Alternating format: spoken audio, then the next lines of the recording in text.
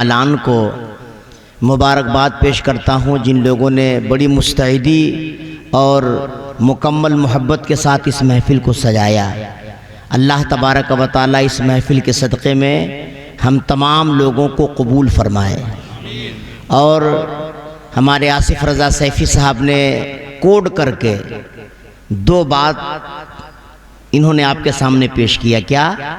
جھوٹ نہ بولو اور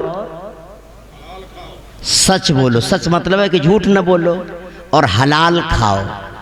یاد رکھیے گا، اگر ان دونوں باتوں پر آپ کا عمل ہو جایا کہ اگر آپ جھوٹ سے دور ہو گئے اور حلال کے قریب ہو گئے تو یاد رکھیے گا اس رضا میدان ہتھائی پر میں بہت ہی یقین کے ساتھ آپ تک یہ جملہ پہنچا رہا ہوں کہ آپ کو اللہ کا ولی ہونے سے کوئی نہیں بچا سکتا۔ آپ اللہ کے ولی ہو جائیں گے اگر ان دونوں باتوں پر آپ کا عمل ہو گیا۔ کیا؟ جھوٹ نہ بولے یعنی سچ بولے اور حلال کھائیں۔ یہی دو چیزیں ہمارے قوم کو تباہ کر رہی ہے کہ نہیں بھائی؟ جھوٹ تو بات بات پہ لوگ بولتے ہیں، جھوٹ کو تو ایسا لوگوں نے سمجھ لیا کہ یہ گناہ ہے ہی نہیں۔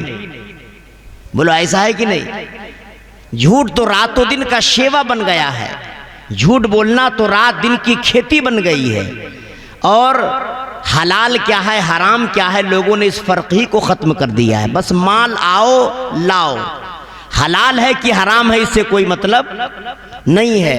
یاد رکھیے گا اگر آپ کے جسم میں حرام مال گیا تو نماز میں من نہیں لگے گا، روزے میں طبیعت نہیں لگے گی، حج کرنے میں مزہ نہیں آئے گا، اچھی بات سننے میں اچھا نہیں لگے گا، یعنی آپ کا جسم اچھے کاموں کے لیے تیار ہی نہیں ہوگا۔ آج کل لوگ کہتے ہیں کہ ہمارا من نماز میں نہیں لگتا، روزے میں نہیں لگتا، اچھی محفلوں میں طبیعت نہیں لگتی۔ کیا وجہ ہے؟ یہی وجہ ہے کہ ہمارے جسم میں حرام خون دوڑ رہا ہے، ہمارے جسم میں حرام خون کے ذریعے حلال گوشت موجود ہے۔ تو اگر آپ لوگ ان باتوں پر عمل کر لیں گے تو انشاءاللہ تعالی کامیابی ہی کامیابی ہے۔ اور بڑی اچھی دعا انہوں نے دیا کہ سب لوگ بغداد شریف جائیے، سچے اور پکے غوث اعظم کے عاشق بنیے۔ ماشاءاللہ بہت مبارک محفل رہی، اور جس دل جمعی کے ساتھ آپ لوگوں نے سنا، آپ لوگ قابل مبارکباد ہیں، ہے نا بھائی؟ بہت دیر تک آپ لوگوں نے سنا، جم کر سنا۔ اب میری دعا یہ ہے کہ جو آپ نے سنا اس پر آپ لوگ عمل بھی کریں۔ کہیے انشاءاللہ، زور سے بولیے۔ اس لیے کہ سننا کمال نہیں ہے نا بھائی؟ سننا کمال، اگر ایک آدمی اس رضا میدان ہتھائی پر ایک شیشی لے کر کے یہ کہے کہ بھائی یہ شیشی ہے، اس میں دوا ہے، پی لو تو زکام کم ہو جائے گا، کھانسی ختم ہو جائے گی، پیٹ کا درد چلا جائے گا، بہت تعریف اس نے اس شیشی کی کیا، اور آپ وہ شیشی خرید لی اور جیب میں رکھ کے گھوم رہے ہیں، تو بولے بھائی کچھ بھی فائدہ ہوگا؟ تعریف آپ نے بہت سن لیا، اس شیشی میں جو دوا ہے اس کی بہت تعریف آپ نے سن لیا، لیکن فائدہ کب ہوگا؟ جب آپ اسے پئیں گے تب۔ زکام کب ختم ہوگا؟ جب دوا پئیں گے تب۔ پیٹ کا درد کب جائے گا؟ جب دوا پئیں گے تب۔ تو اسی طرح صرف تقریر سننے سے فائدہ نہیں ملے گا جب تک کہ سنی ہوئی تقریر پر آپ عمل نہیں شروع کر دیں گے۔ آپ عمل کریں گے تبھی جا کر آپ کو فائدہ ملے گا۔ تو عمل کرنے کا ارادہ ہے نا؟ کہیے انشاءاللہ، زور سے بولیے اور زور سے بولیے۔ ماشاءاللہ بہت میں نے سنا، اور آج بھی میں نے سنا، آصف بھائی جو بولتے ہیں دل سے بولتے ہیں نا بھائی، اسی لیے ان کی باتوں میں بڑی تاثیر ہے نا بھائی۔ ہم سب دعا کریں کہ اللہ تعالیٰ اس اثر میں اور اضافہ فرمائے۔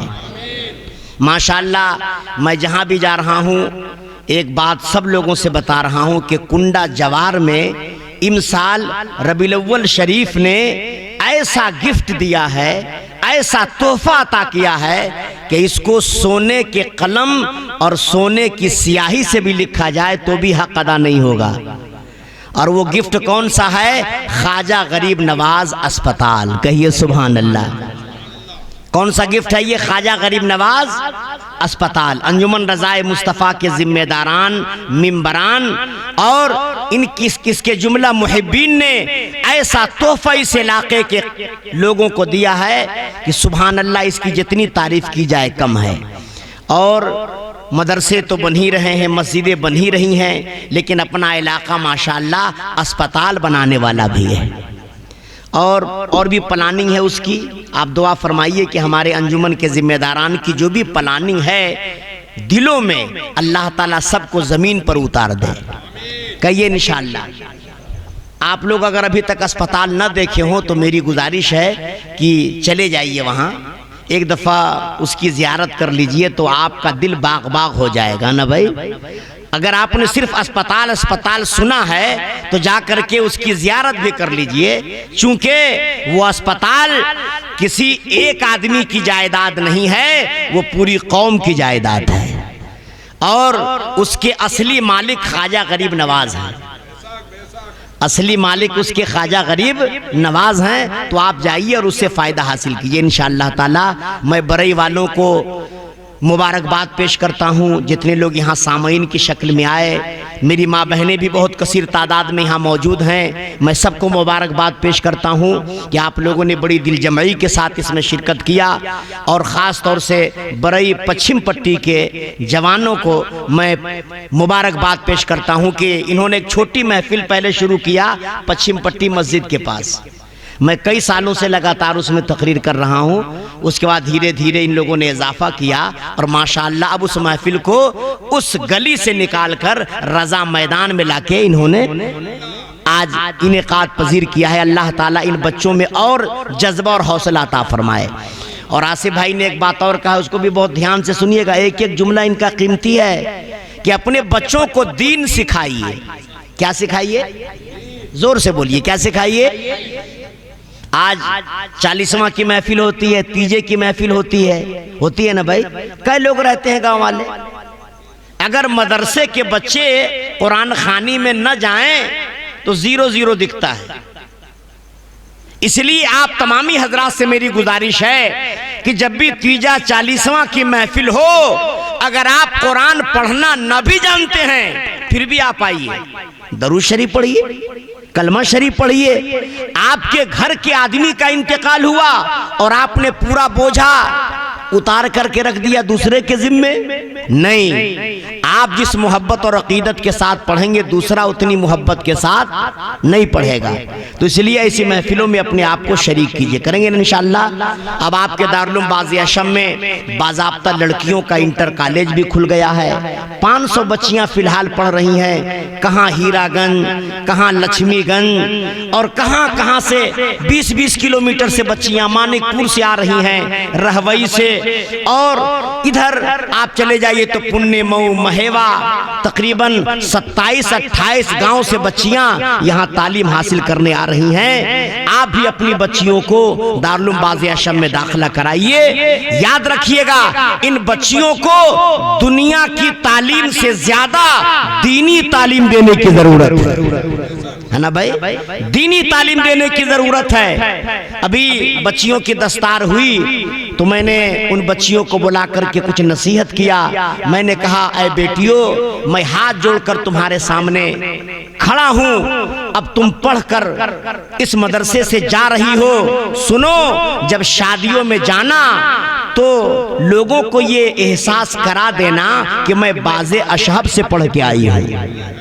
جیسے عام بچیاں بے پردہ گھومتی ہیں، تمہارا وصول، تمہارا تیور یہ بتائے کہ میں جاہل نہیں، میں پڑھی لکھی لڑکی ہوں۔ کہیں مارکیٹ میں جانے کی نوبت آ جائے سامان خریدنے تو وہاں بھی اپنی موجودگی میں یہ ثابت کر دینا کہ میں پڑھی لکھی ہوں۔ اور ظاہر سی بات ہے جب پڑھی لکھی رہیں گی تو کچھ نہ کچھ احتیاط ضرور کریں گی۔ تو اس لیے آپ لوگوں سے گزارش ہے کہ آپ لوگ بھی اپنی بچیوں کو دنیاوی تعلیم کے ساتھ دینی تعلیم بھی دیں گے نا انشاءاللہ تعالی۔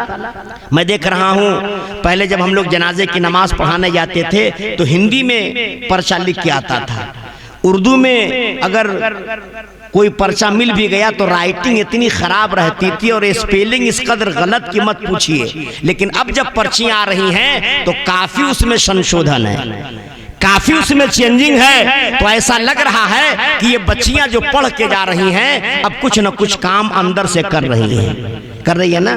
तो बहुत खुशी की बात है, आप तमामी हजरात इसमें सहयोग दें। इंशाअल्लाह ताला धीरे धीरे इल्म का फैजान घर घर पहुंचेगा इंशाअल्लाह ताला। फिर मैं एक दफ़ा बड़े पश्चिम पट्टी वालों को मुबारकबाद पेश करूंगा।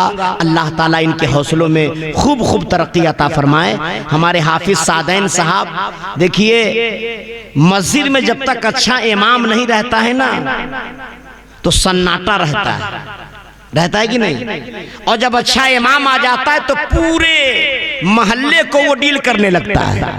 हाफिज सादैन जब से इमाम बन गए जवानों पर इनका अच्छा खासा कंट्रोल हुआ है ना भाई, और अच्छा काम कर। ये महफिलें भी उसी की बरकत है, ये महफिल भी उसी की बरकत है। तो इसलिए आप लोग इमाम की भी कद्र कीजिए, कहिए इंशाअल्लाह।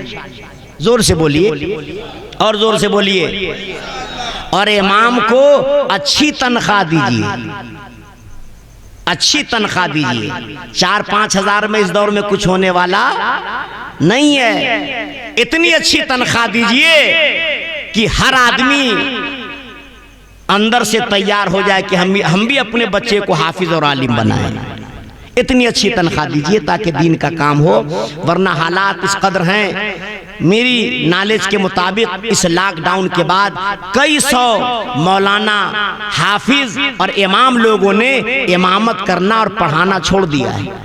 मेरी नॉलेज में जो है वो मैं बता रहा हूँ। फोन कीजिए, इमाम की जरूरत है, आप आ जाइए। नहीं हजरत, अब हमारे बस की बात नहीं इमामत करना। हमने कहा क्यों? बोले इसलिए कि पेट ही नहीं भर पा रहा है।